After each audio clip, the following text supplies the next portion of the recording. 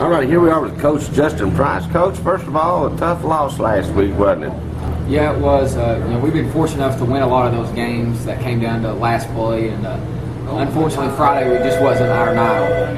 I had a few opportunities to either get another touchdown on the board or get another stop on defense, and just came up a little bit short. You know, Coach, I've seen some wild things. I mean, it really wasn't. It really didn't feel like a Campbell County or a Gibbs win. It felt more like a Campbell County loss, didn't it? Yeah, there's no doubt. I felt like we, from a defensive standpoint, dominated the football game. Sure did. They had a hard time moving the football.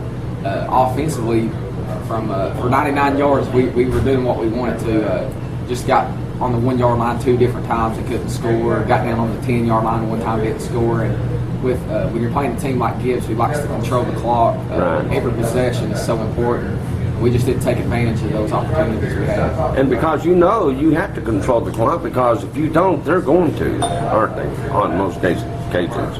Yeah, I think in the second half we only had 3 possessions, but 2 of them we drove down to the 1 yard line. So that kind of sums it up really offensively for us. We moved the ball very well. Defensively was giving us great field position. We just we got to find a way to score points when you get inside the 1 yard line. A lot of it just comes down to blocking the right guy and just having a will to get in the end zone. Coach, I really loved your defense last week. I mean, the whole game, like you said, you dominated the line of scrimmage for the most part, and they only completed 1 pass in that game, and of course that was the miracle, what I'm calling the miracle catch in the end zone. But your defense really controlled the game, didn't it? Yeah, we're only starting 1 senior on defense, so those other 10 guys are either sophomores and juniors. It just their effort was just tremendous. They tackled well.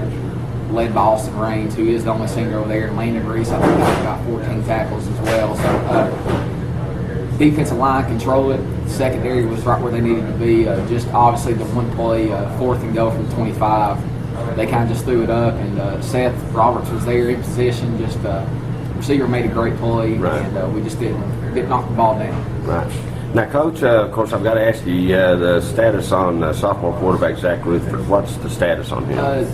Doesn't look good right now. He went for MRI, and looks like he's torn his MCL and a little bit of his meniscus. He'll be going surgery Friday morning, and they'll know more once they get in there and look around.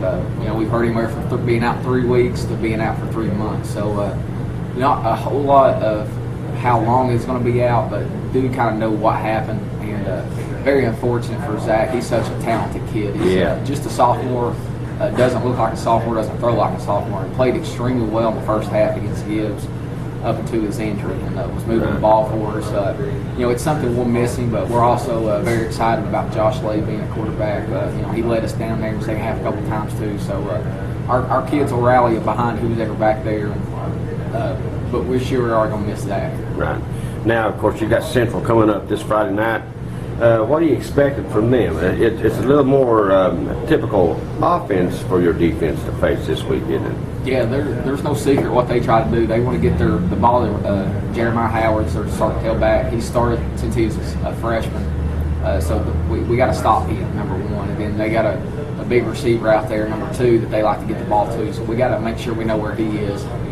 Got a new quarterback this year, more of a gunslinger, not very athletic, but he can throw the ball very well. So it's going to be a challenge for our defense, but I know they're up for it. From an offensive standpoint, their defense is pretty fast, gets to the football. We just got to maintain our blocks and make some catches and just move the chains.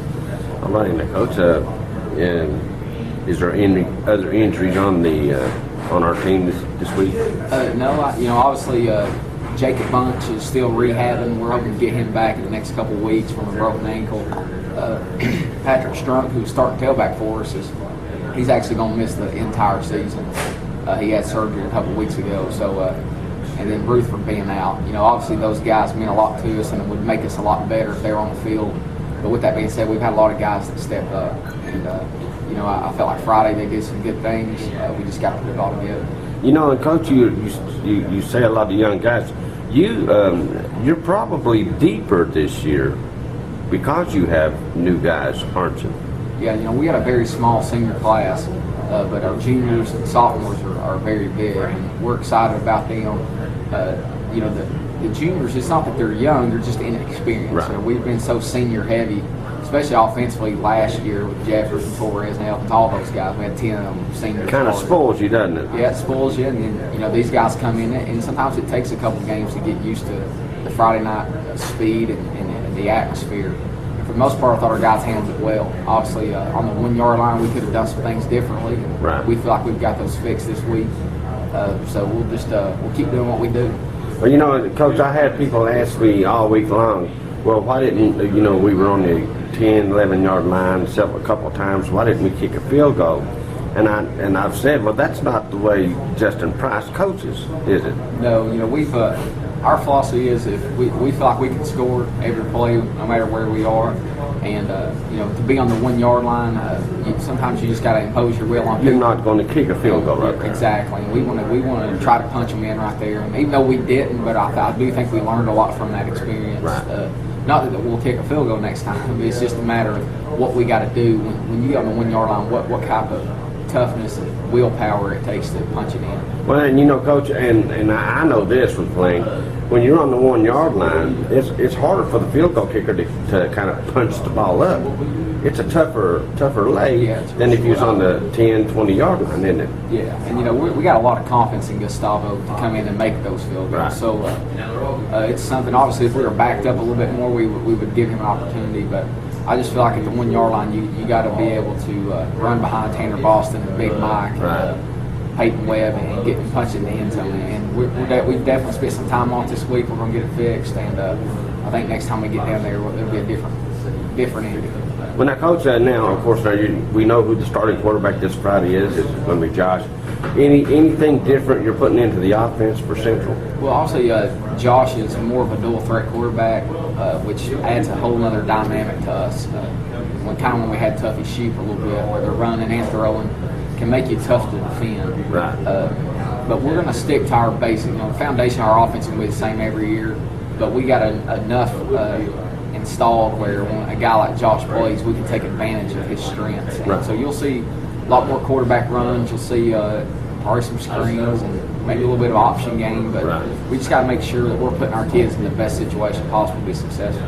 And he's athletic enough to pull that off, isn't he? Yeah, he is. He's going to avoid sacks. He's going to make something out of nothing, I guess, and extend the plays. And I think that's solid. Even at the end of the game against Gibbs, he extended the play, and we had Sean Markham wide open behind the Gibbs defense, and just to make the connection. Right. You see it, what the possibilities are, and Central's a big game, and then we'll kick off our region games the week after that, which are huge for playoffs. Absolutely. Well, Coach, we wish you luck this Friday night, and let's go enjoy some Papa John's pizza. Sounds good.